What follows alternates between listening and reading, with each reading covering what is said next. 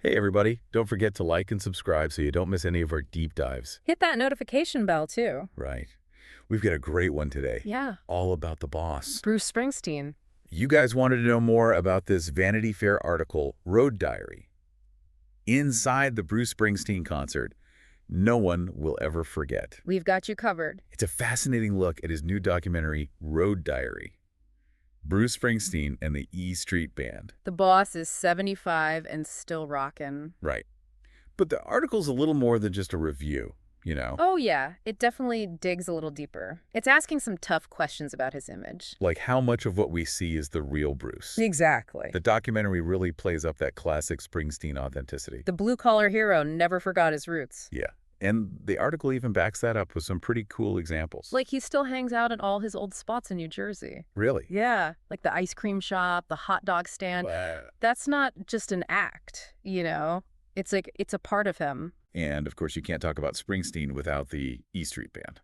Oh, man, they've been with him forever. Decades, right? Yeah, through thick and thin. That's incredible. That's got to impact the music, right? For sure. I mean, they probably finish each other's musical sentences by now. But then that's where the article throws a curveball. It kind of suggests the documentary feels a little too controlled. Like someone's deciding what we see. And maybe more importantly, what we don't see. It's like, what's that like when you compare a posed photo to a candid shot? Oh, yeah. Totally different vibes. Right.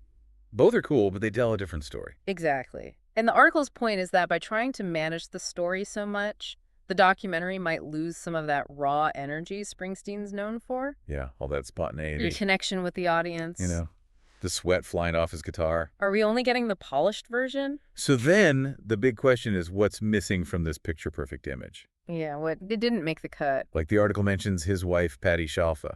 She's also in the band, right? Yeah, she's been dealing with some health issues. Huh. Interesting. The documentary celebrates the success of the tour, but doesn't even touch the Ticketmaster controversy. Oh, man, that was a whole thing. Yeah, people were not happy about those prices. So, by avoiding all that, does the documentary give us a complete picture? Is it protecting a certain image? That's what the article makes us wonder. Yeah. Is it a real celebration of his career? Or is it more like a highlight reel? Showing only the good times. Exactly. Well, it's kind of like this whole idea of control even goes into how the documentary was filmed. Oh, yeah. The article mentions this director, Frederick Wiseman.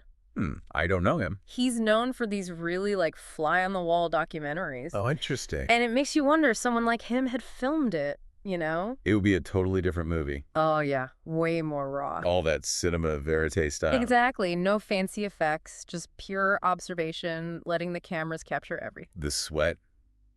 Maybe even some tears. All those real interactions, the unguarded moments. Like you're right there in the room. Witnessing the magic as it happens. There'll be something else. We might even see a different side of Springsteen. Yeah, maybe even a little vulnerable. Exactly.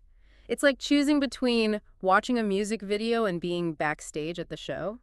Totally different experiences. The documentary we have now, it's like Springsteen's greatest hits. All the crowd pleasers.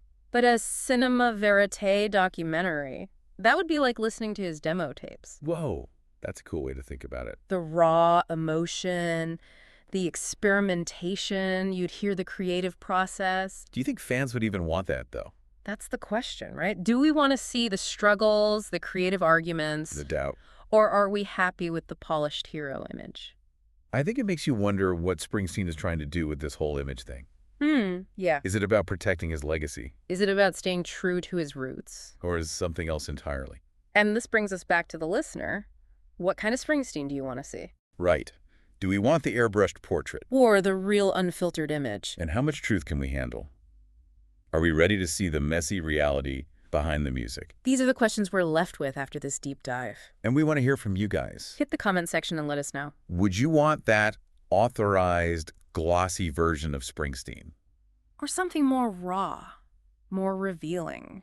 And don't forget to like and subscribe to our channel for more deep dives. We love exploring the stories behind the stories. Those hidden truths that make art so fascinating. And, you know, maybe we'll even inspire a whole new wave of Springsteen documentaries. Ones that really show us the man behind the myth. You know, it's funny. When you think about it, we always think we know these huge stars.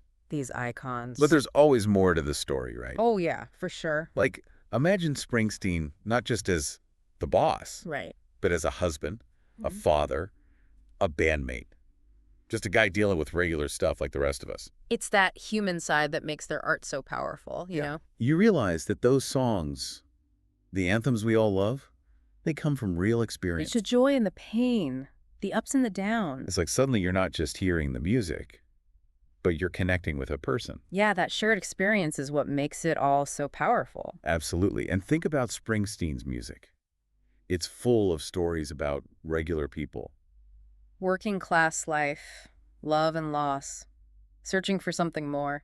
And if we saw that same stuff in a more honest documentary about him, It would be like those songs coming to life, we'd see the man behind the music. and the music would become even more meaningful. It all comes back to that question. Do we want the myth or the man? The polished legend or the real person? And maybe, just maybe embracing those imperfections. That messy reality. That's what makes us real fans. Yeah, seeing them not as gods, but as people just like us. So next time you're listening to Born to Run or Dancing in the Dark, remember there's a whole life behind those songs. A whole world of experience. And maybe that's where the real magic is.